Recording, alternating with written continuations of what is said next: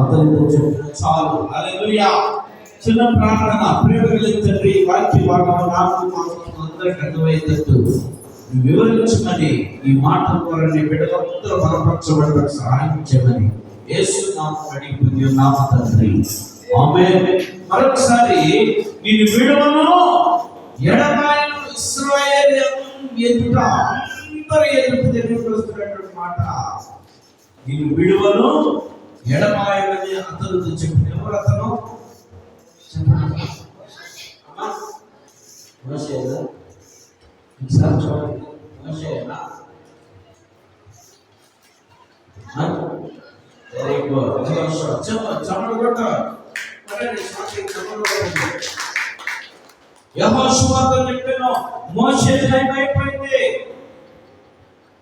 యెహోషువ అంటున్నాడు దేవుడు, మోషేతో చెప్పాడు, మోషే ఈ సమయం ఇంకా అయిపోయింది కనుక నువ్వు వెళ్ళిపో అంటే పట్టించలేగా పేరుతో సహా దేవుడు చెప్పాడు. యెహోషువతో చెప్తున్న మాట అదే, నిన్ను విడవను, నేను ఎడబాయిన ఐగుప్తులో పూర్వీకుల నుంచి ఒక్కొక్క హీరో కనబడుతున్నారు. కానీ మనం ఇప్పుడున్న హీరోని వాళ్ళ ఫోటోలతో వాళ్ళు చూసుకుంటా ఉంటాం.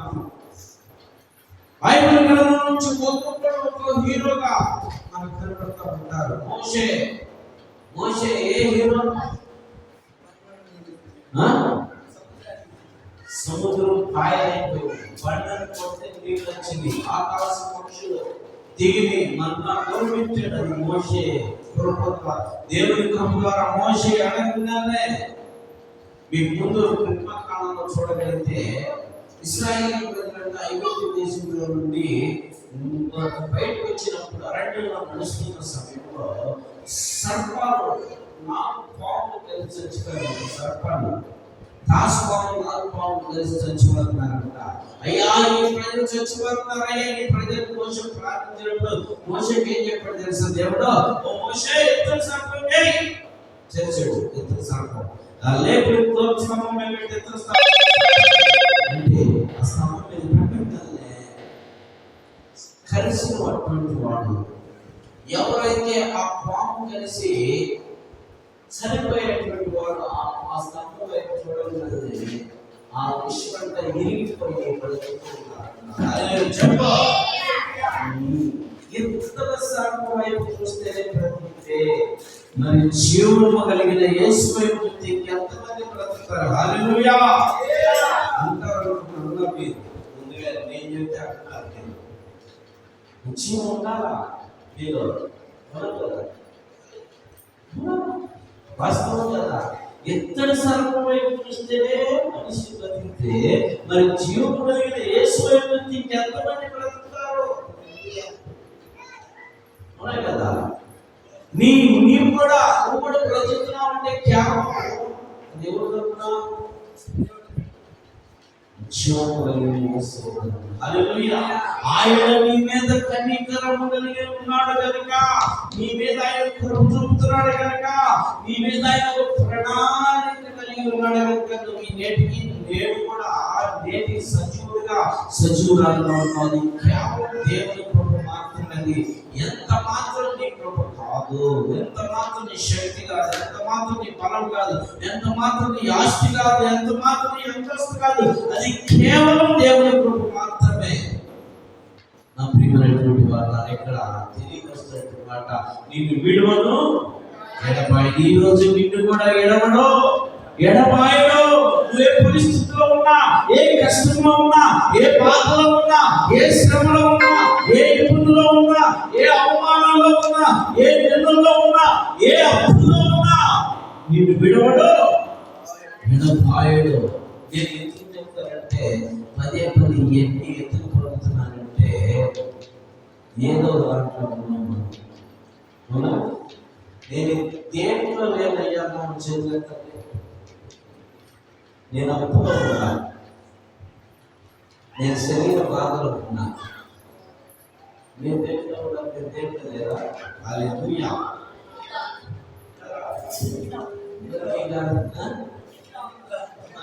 ఉంటారా?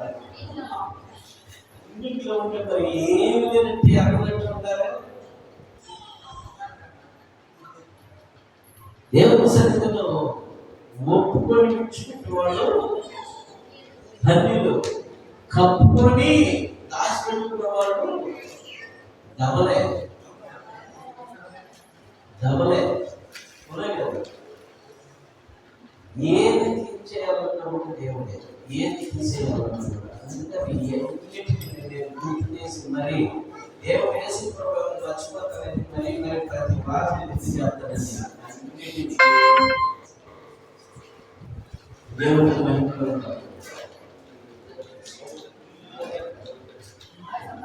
కదా. చూడండి, ఈ రోజు నువ్వు సజీవుడుగా సజీవురాలుగా ఉంటే అది కేవలం దేవుడి కృపే, దేవుడి కృపే. ఇక్కడ దేవుడు తెలియపరుస్తున్నటువంటి మాట, ఇశ్రాయేలు ప్రజలతో తెలియపరచమన్నటువంటి మాట, ఆ యొక్క యెహోషువకు చెప్పిన మాట ఏమాట తెలుసా? నిన్ను విడవలయ్యా, నిన్ను ఎడబాయను. ఎందుకని అంటే 6వ వచనం చదువు. భయపడుడి.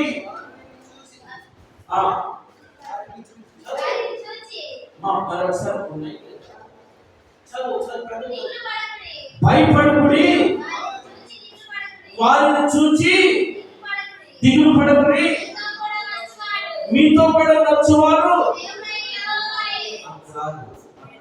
భయపడుడి, దిగులు పడకుడి, వారిని చూచి భయపడకుడి, దిగులు పడకుడి, మీతో నడుచువారు యెహోవాయే. తెలుసా, 4 దినాలు వెళ్ళాల్సినటువంటి వారు, లేక 4 గంటలు వెళ్ళాల్సినటువంటి వారు దేవుడు వారిని ఎన్ని దినాలు నడిపించాడు? 40 సంవత్సరాలు నడిపించాడు. 4 దినాల్లో వెళ్ళాల్సినటువంటి 4 గంటలు వెళ్ళాల్సినటువంటి వారిని 40 సంవత్సరాలు నడిపించాడు. ఎక్కడికి నడిపించాడు?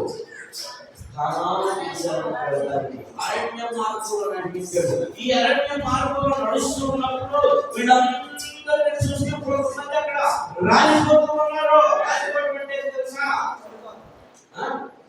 చచ్చిపోతున్నారు. జనాలు వెళ్ళే ముందుకు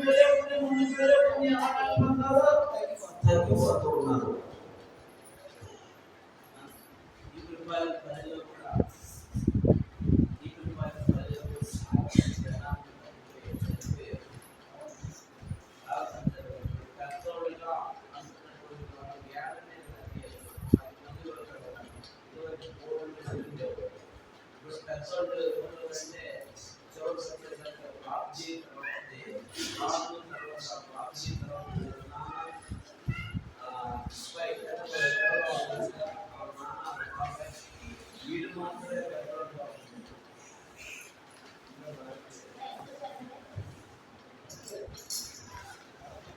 చాలా మంది గమనించుకోవాలి.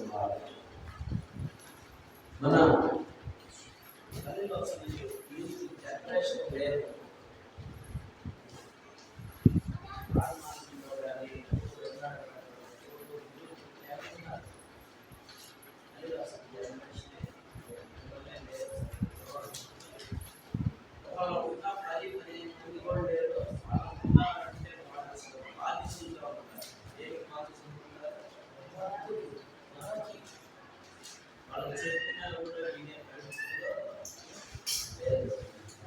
చేతులారా చేసుకునే పరిస్థితిలో ఈ ఇశ్రాయేలు ప్రజలు కూడా చూడండి, చేతులారా చేసుకున్నారు. ఏంటి తెలుసా? ఈ మోషే మీద సడుకుంటూ ఏంటయ్యా మోషే, మేము ఐగుప్తు దేశంలోనే బాగున్నాము, ఐగుప్తు దేశంలోనే మాంసం తిన్నాము, ఐగుప్తు దేశంలోనే అన్ని చేశాము, మాకు సముద్రం దగ్గర నీళ్లు ఉండే, సముద్రం దగ్గర మాంసం ఉంది, చక్కగా హ్యాపీగా మేము అక్కడ గుడారాల్లో ఉన్నాం, డాబాల్లో ఉన్నాం, బిల్డింగ్లో ఉన్నాం, అంతస్తులో ఉన్నాం, ఈ ఎడారిలో మమ్మల్ని నడిపిస్తున్నాం, దోమలు పడుతున్నాయి, ఇదిగో ఈ పాదేంది, మాకు నీళ్లు దొరకట్లేదు, ఆహారం లేదని సనుకుంటూ ఎందుకు తెచ్చాం మమ్మల్ని కోరుకుంటున్నారు. ఎవరమ్మా? ఇశ్రాయేలు ప్రజలు. అసలు మోషే అలాగే ఎలా వచ్చింది?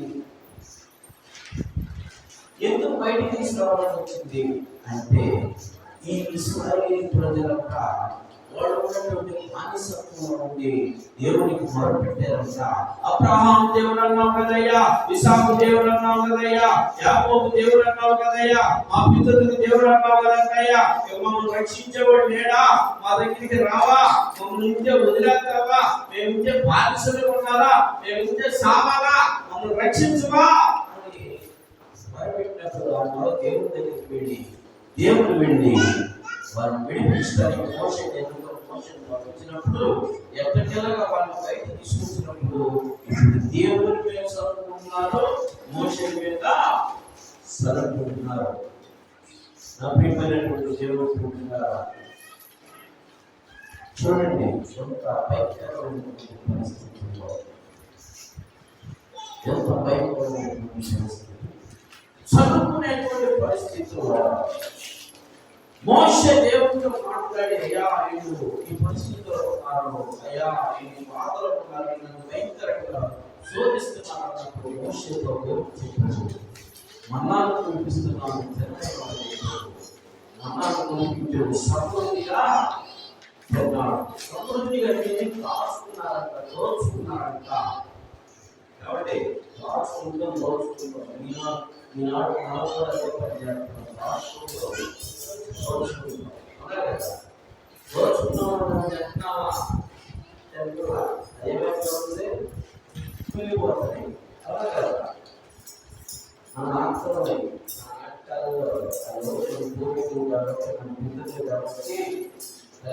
చేసిన పాపాలు పడుకునే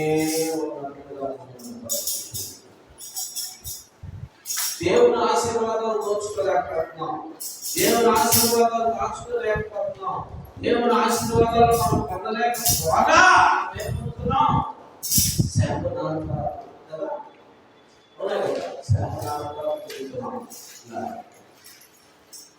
దేవుడు నేను విడవను విడభార్యని చెప్పినటువంటి దేవుడు.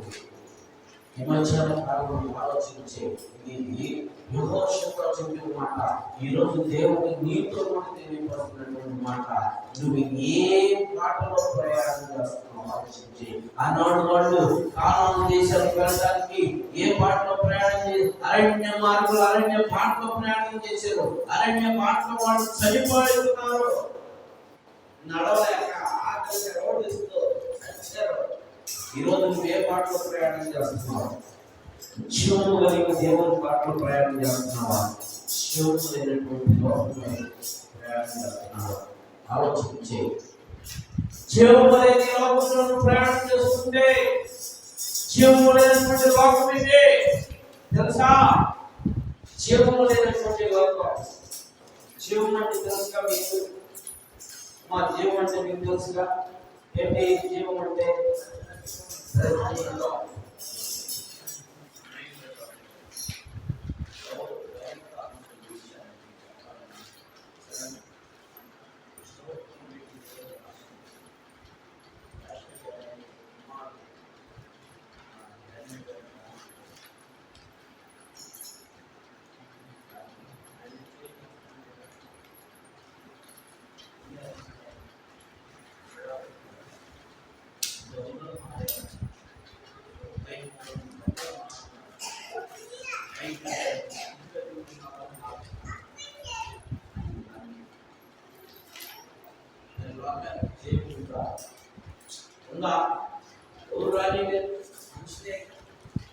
జీవముల లోకం అలా అర్థమైన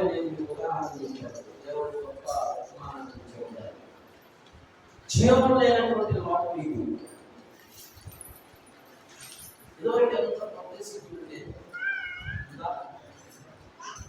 ఇలా మీకు తెలుసు అసలు మీటింగ్ అన్నా తెలుసు కదా, బయట చూడండి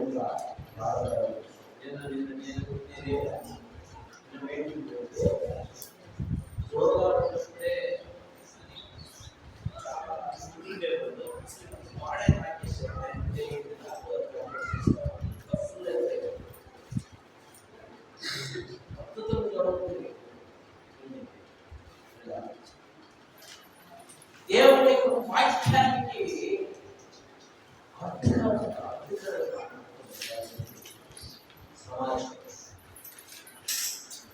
వాక్యము ఉన్నట్టు తెలియజేస్తుంటే భయంకరమైనటువంటి క్రూరంగా ఉన్నటువంటి రౌడీ షేపులో మారుతున్నారు వాక్యం విని, దొంగలు గజదొంగలుగా మారుతున్నారు వాక్యం విని. కారణం ఏంటంటే దావీదు కీర్తన 119:50 వచనంలో ఉంది, నీ వాక్యమే నన్ను బ్రతికించును, అది నెమ్మదించెను. మర్డర్ చేసిన వాడు నెమ్మదిలేని స్థితిలో ఉంటాడు. ఒక మనిషిని హత్య చేసిన వాడు నెమ్మదిలేని స్థితిలో ఉంటాడు. ఒక రోగంతో పడున్నవాడు నెమ్మదిలేని స్థితిలో ఉంటాడు. ఒక శరీరాన్ని గాయమైన వాడు నెమ్మదిలేని స్థితిలో ఉంటాడు. ఒక అప్పుగా ఉండబడిన అప్పైన వాడు నెమ్మదిలేని స్థితిలో ఉంటాడు. వాడు వచ్చి ఎప్పుడెప్పుడు అడుగుతాడు అప్పని.